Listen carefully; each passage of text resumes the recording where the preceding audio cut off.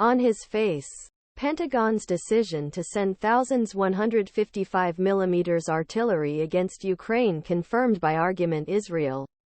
U.S. critics for Eastern European nation, which is besieged by U.S. aid to Ukraine, a distinction real priorities America.in Indo-Pacific.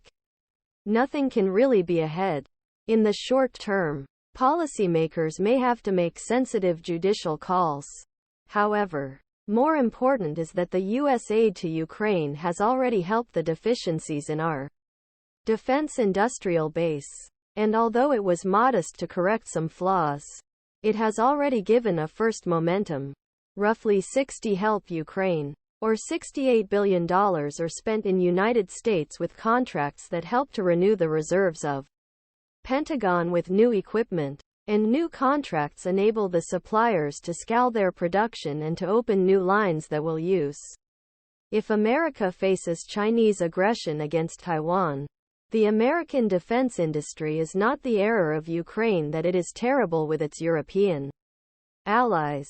Assuming that large-scale armed conflicts remained in past, responsibility lies with leaders on both sides of Atlantic, who fully benefited from peace dividend after 1990.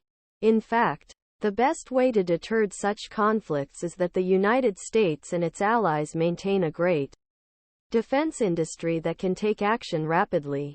At beginning of war, U.S. defense industry was already largest in world, still doubled in next 4 years, and produced 2/3 of all Allied military equipment.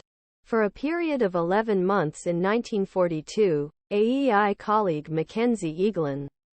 2. During World War II, more than 8,000 M4A3 Sherman was built from the U.S. standard tanks average of 729.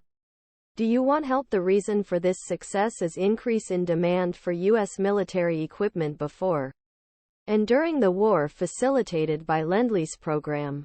Without these early orders before United States had not entered war, U.S. would have been in a much worse start position after entering conflict. Today, the plant in Lima, Ohio builds 15 to 20 Abrams tanks per month, and this can rise to 33. Further expanding production means hiring another change of workers, but it makes sense if there is a constant flow of money from us and the overseas contracts. The production of 155 mm bullets suffered from a similar dilemma, or at least until recently. Every day, Ukrainians shoot between 6,000 to 8,000 bullets and are burning from existing reserves, especially from reserves in NATO countries. The United States produces approximately 28,000 bullets each month and doubles the monthly output. Half a year ago, even French producers have led to triple production. Even though this year has begun from very modest levels, Israel's needs for 155 mm bullets, which prevents the possibility of a large regional conflict instead of a targeted intervention in Gaza, will not be anywhere near the Ukrainians.